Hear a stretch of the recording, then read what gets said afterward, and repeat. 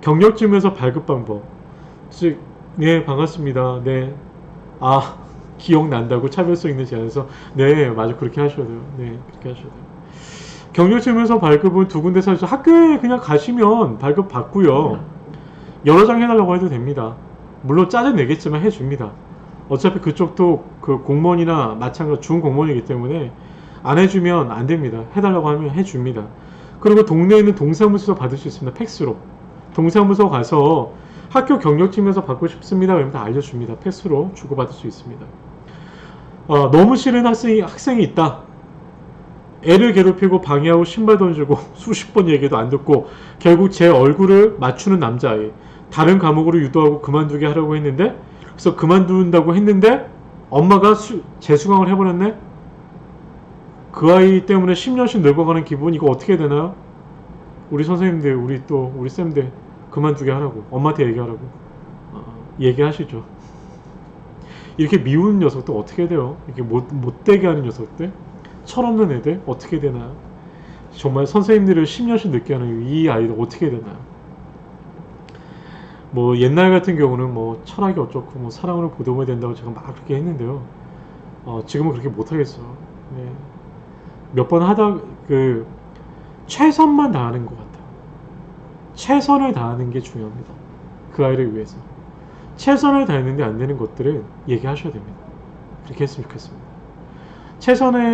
최선의 기준이 뭐야? 라고 얘기한다면 모르겠어요. 근데 최선의 기준은 모르겠지만 주관적이겠죠. 주관적이지만 정말 그 아이가 한테 나중에 또 한번 몇 년 후에 만났을 때 그래도 나는 너에게 최선을 다했다는 얘기 할 정도까지만 해서 좋겠습니다. 몇 명일 때 폐강하나요? 계약서에는 10명 미만일 때 폐강한다 적혀있고 이전 쌤은 5명에서 6명이어도 하셨다고 했는데 지금 한 30만원 받는데 시간적으로 에너지적으로 너무 소모가 크다. 쌤들 생각은 어떤가요? 라고 물어봤을 때 8명 뭐 적으신 분도 계시고 5명 적으신 분도 계시더라고요. 그 중에 한 분의 이야기가 한 2분 선생님 정도가 정말 4명으로 시작했는데 하기 싫었다. 근데 지금은 팽항하지 않게 잘했다. 많이 늘더라. 라고 말씀하셨어요. 그래서 제가 늘 얘기하지만 폐강은 인계치가 있어요. 폐강의 인계치. 그건 답은 없어요. 쌤이 도저히 돈 때문에 이거 못하겠다. 이거 하면 할수록 아이들에게 막 짜증만 생긴다 그러면 하지 마십시오. 네. 그거는 우리가 못할 짓입니다. 아이들한테도. 그런데 그래도 아이들 보면 참을만 하다. 아이들 얼굴 보면 그러면 버텨보세요. 선생님. 그러면 분명히 더 늘어납니다. 그리고 3개 학교, 4개 학교를 만약에 하는 학교 선생님들도요. 한 학교는 늘상 정원에 미달합니다. 원래 그래요. 선생님이 못하거나 한 게 아니고요. 학교마다 다릅니다. 어떤 학교는 수학과 과학 쪽? 좀 약간 그런 쪽에 강점이 있거나 선생님 그쪽에 좀 더 많은 힘을 밀어주는 데가 있고요. 또 어떤 학교는 그 공예나 또는 어떤 만들기 쪽에 좀 더 강점 있는 학교들도 있고, 그런데 또 아이들이 많이 모이는 그런 분위기가 있어요. 그 분위기는 우리가 아무도 몰라요. 예. 그리고 내년도에 또 제일 중요한 건 엄마들이 4명이서 수업하는 거를 압니다. 학교도 선생님이 4명이랑 함에도 불구하고 최선을 다한 걸 압니다. 그런 선생님들한테는 늘 한번 기회를 줘요. 그래서 기회를 또 받았는데 또 4명이고 5명이고 하게 된다면 그때는 폐강을 고민하셔도 되겠지만 그것 하여튼 인계치다. 그거는 누구도 여러분 선생님을 욕하지 않는다. 아무도 욕하지 않아. 옛날에는 제가 뭐라 했어요. 근데 이제는 뭐라 안 합니다. 왜냐하면 너무 힘든 걸 아니까. 네. 방과 후 영어 첫 수업 앞두고 어떻게 해야 되나요? 제가 이게 영어임에도 불구하고 제가 왜 이걸 했냐면 첫 수업은 정말 중요해요. 그건 경력이 있는 선생님들, 경력이 없는 선생님들, 처음 하는 선생님들 누구나 마찬가지 첫 수업 때 모든 것이 결정된다고 저는 생각합니다. 첫 수업은 너무 오바라고 생각한다면 두 번째, 세 번째 한 3주 내에 이 올해 이 아이들과의 관계 형성 그리고 수업에 관한 방향, 분위기 이거는 거의 그때 다 결정된다고 저는 생각해요. 네. 첫 수업에 관한 이야기는 다음에도 또 말씀드리겠지만 첫 수업 때 정말 많이 준비해 가야 됩니다. 나의 소개, 나의 프로그램에 관한 소개, 그리고 아이들의 이야기를 끌어낼 수 있는 질문들 이런 것들을 하나하나 다 준비해 가야 돼요. 늘 아시죠? 카리스마 있는 선생님을 가장 좋아합니다. 재밌고 웃기지만 정말 무서운 선생님. 농담을 많이 하는 선생님이 아니라 정말 애정이 있지만 쿨하게 얘기해 줄 수 있는 선생님. 그런 선생님은 아이들은 가장 좋아합니다. 그게 여자 선생님이면 더 좋아하죠. 그런 식으로 얘기하는 선생님들은. 여러분 다 아실 겁니다. 그래서 첫 수업에 있어서 몇 가지 준비, 뭐 존댓말이냐 반말하느냐라고 하는데 저는 선생님의 성향에 따라 다르다고 생각해요. 저는 개인적으로 반말합니다. 네. 저는 그냥 말 놓습니다. 어차피 말하다가 말을 놓게 되기 때문에 그냥 말을 놓습니다. 네. 그리고 첫 수업에 무엇을 하냐? 저 수업 안 나갑니다. 저는 아이들 수업, 아이들 소개 다 하나씩 받고요. 그리고 어떻게 1년 동안 같이 뭐 하고요. 아이스 브레이크 하고요. 간단한 게임 같은 거 할 겁니다. 그리고 저는 저의 소개를 정말 재밌게 할 것을 준비해 갈 거예요. 왜? 아이들도 얼마나 기대하고 와요. 우리 선생님은 어떤 선생님입니까? 아이들은 또 어떤 아이들이 와 있을까? 아이들이 정말 기대 많이 하고 오거든요. 근데 딱 오자마자 선생님 이름 나 요청이야 반가워 너 누구누구 그래 자 수업하자 아이들은 실망합니다. 아이들의 기대를 충족시켜 주세요. 수강 인원 자괴감 수강 신청 시 기존 학생 수강률이 50%도 안 되고 신규도 들어오지 않아 수강생이 줄어든다. 어차피 타 학교는 다 점점 느는데 왜 이 학교 같은 경우는 기존 학생의 수강률이 50%도 안 될까요? 라고 질문하십니다. 제가 이 학교만 하는데 다른 학교는 뭐 안 하시고 이 학교만 하시는데 기존은 아이들이 준다라고 했을 때 라고 한다면 굉장히 좀 뭐라고 했었을 것 같아요. 선생님. 이거 올리신 선생님한테 제가 외람되지만 선생님한테 문제 있다고 제가 대놓고 얘기할 것 같아요. 선생님한테 문제 있다고. 근데 다른 학교 같은 경우는 똑같은데 이 학교만 준다 라고 한다면 학년도 좀 고민해 봐야 될 것 같고요. 그리고 여자아이가 많은지 남자아이가 많은지도 고민해 봐야 될 것 같고요. 그리고 이 학교 신규 학교라고 하는데 그것은 별 차이가 없을 것 같아요. 신규 학교냐 신규 학교가 아니냐는 문제가 아니라 성비의 문제, 학년의 문제 뭐 또는 전체 학교의 방향성의 문제. 그러니까 다른 타 방과후가 막 좀 밀어주는 게 있는지 교장 선생님이 그런 것들은 좀 다를 수도 있겠다는 생각이 드는데 조금 방향성과 그러니까 선생님이 얘기하셨거든요. 같은 교재와 프로그램인데라고만 얘기하셨는데 그렇게 똑같다고 해서 똑같은 성과가 나오는 건 전혀 아닙니다. 아까 말씀드린 대로 아이들이 다르잖아요. 아이들의 성향이 다르잖아요. 거기에 맞게끔 프로그램과 교재를 풀어내는 방법은 달라져야 됩니다. 물론 그렇게 하실 거라 믿습니다만 그래서 제일 중요한 거는요. 선생님 물어보세요. 내 수업 재밌었니? 야 오늘 뭐 재밌었냐? 어땠니? 물어보세요. 아이들의 답입니다. 야 오늘 이렇게 했으니까 어땠어? 너는 이거에 대해서 어떻게 생각했어? 선생님이 이렇게 설명했던 거에 대해서는 어떻게 생각해? 우리 그룹 수업 한 건 어때? 우리 모든 명으로 한 건 어떻게 생각해? 라고 물어보세요.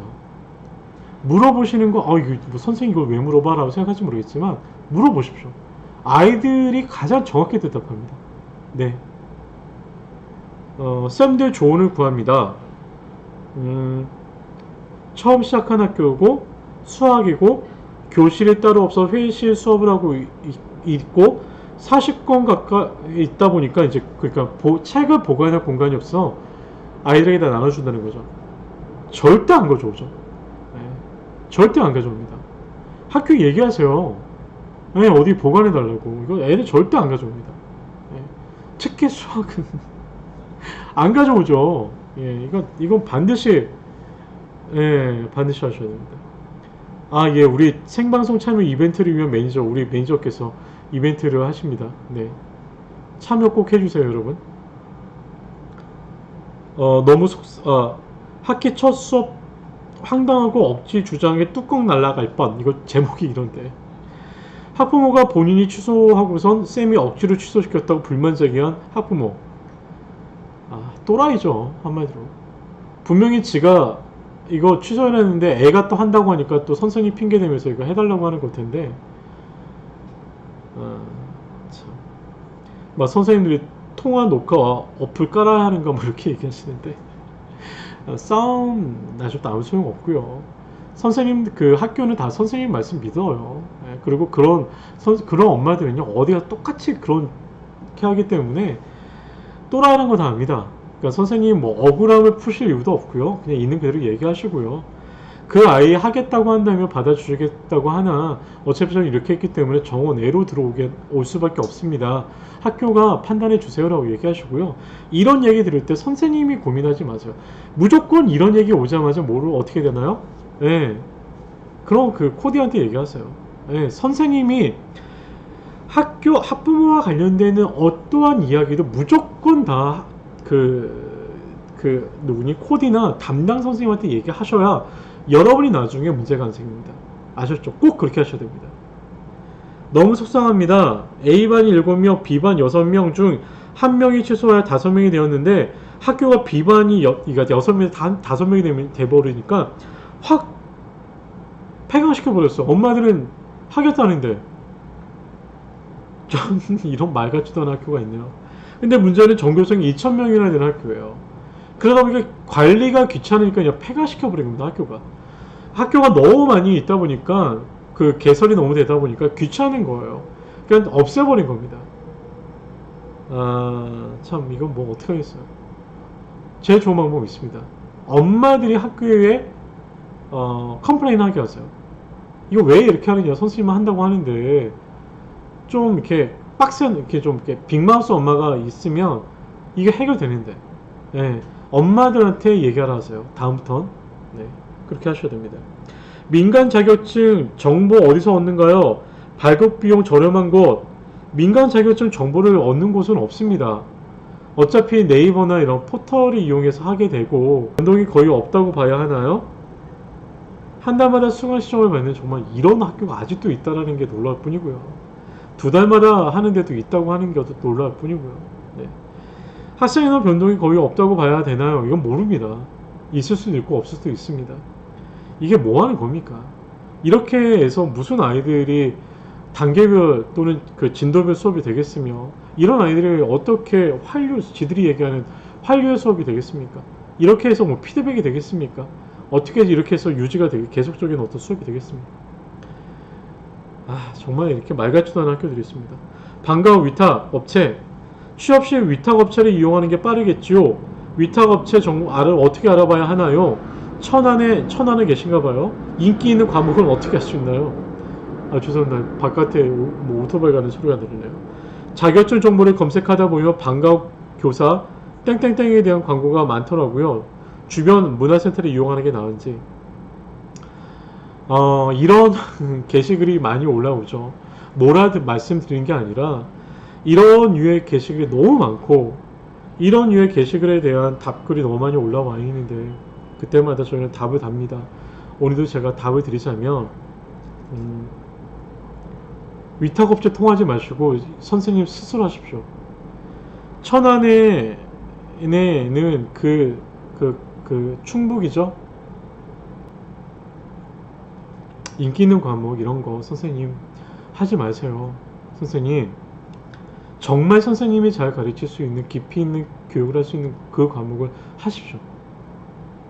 네. 자격증 정보를 검색하다 보면 방과후 어쩌고 하는 다 똑같습니다. 어차피 거의 원서스입니다. 예. 온라인으로 자격증을 딴다.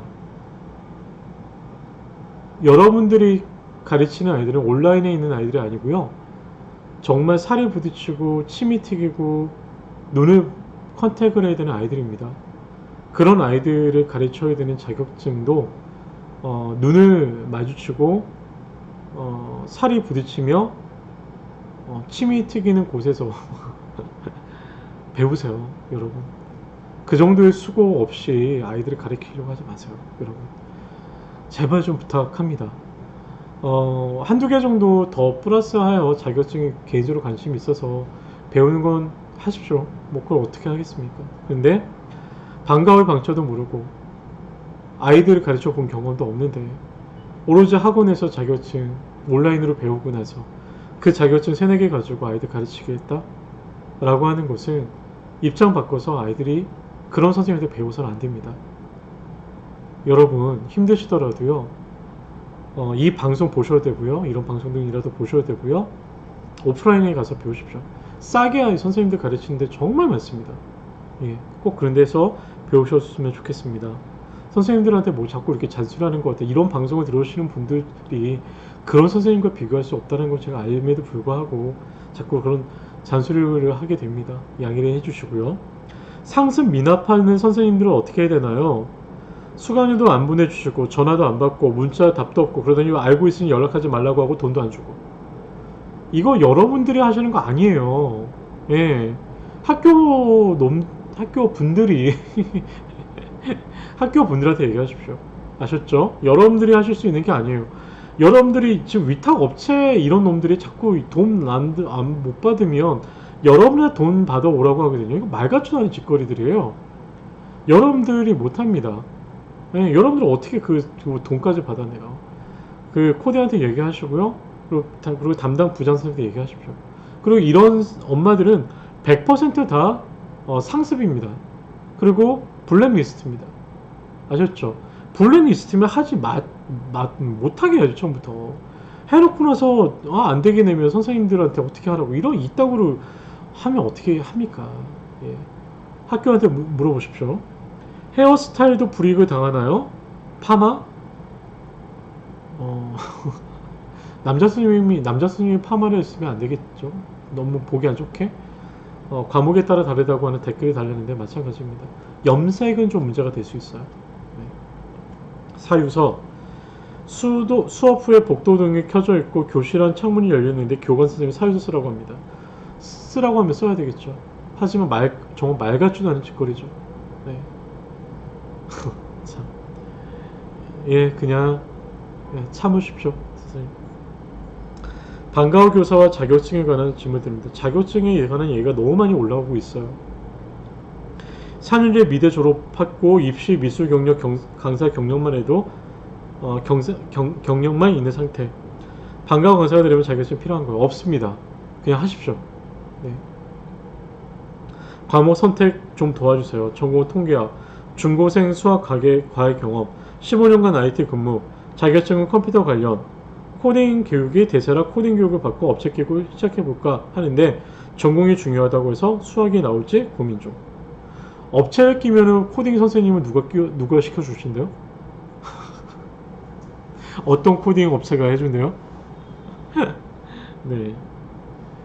컴퓨터 하던 업체들이 이제 돈이 되니까 이제 그 코딩 쪽으로 넘어가고 있습니다. 걔네들은 어차피 뭐 다 로비가 되어 있으니까 선생님들 그냥 끼워서 파는데 정말 끼워 팔기 없어 끼워 팔기 하고 있는데, 다시 한번 말씀드리면 선생님 정도의 경력이시라고 한다면 일단 컴퓨터 관련해서 시작하시면 좋을 것 같고요. 전공이 통계학인데 IT 쪽에서 어떤 것을 공부했는지 모르겠어요. 쪽에서 근무를 티칭에 관한 경력이 전혀 없다라고 한다면 통계학을 하셨든 IT 쪽 근무를 하셨든 제가 봤을 때 경력으로 별반 도움이 되지 않습니다. 어쨌거나 죄송하지만 컴퓨터든 코딩이 됐든 뭐가 됐든 학교와 관련되는 티칭에 관한 경력이 있으셔야 합니다. 그러지 않고서는 어렵습니다. 전공이 중요하다고 해서 수학이 나올지 고민 중이라고 하시는데 수학이 좋지 뭐가 좋을지, 수학은 기본적으로 말씀하셨던 통계학으로 하시면 좋습니다. 이건 분명합니다. 좋고요. 어쨌거나 뭐가 취업이 잘 될지를 고민하지 마시고요. 다시 한번 말씀드리지만 첫 번째 시작은 뭐로 가르치면 내가 더 잘 가르칠 수 있는지를 고민하십시오. 네, 제가 봤을 땐 너무 다 옛날입니다. 예, 이렇게 하셔서는 선생님 이렇게 하셔서 뭐 방과후 강사하겠다? 어렵습니다. 좀 더 티칭에 관한 경력을 쌓아보시기 바랍니다. 수업 시간에 자꾸 샘플이 사라집니다. 예. 못 가져가게 하세요, 엄격하게. 예. 뭐든지, 아까도 얘기했던, 뭐든지 엄격한 기준이 없으면 이렇게 됩니다. 가져가는 것은 너무 이쁘지가 자꾸 달라고 해서 가져갈 수는 있는데, 기준을 세우셔야 됩니다. 아셨죠? 기준을 세우지 않고서, 그러니까 그 기준은 첫 시간에 하셔야 됩니다. 예. 꼭 기준을 세워주셔야 됩니다. 따다다다 얘기를 했는데 뭐 도움이 되시는지 모르겠습니다. 글로 올리려고 하다가 시간이 저도 뭐 하는 일이 많다 보니까 바빠서 못했고요. 이런 방송을 통해서 했는데 합니다. 뭐 이때 좀 도움이 되셨는지 모르겠습니다.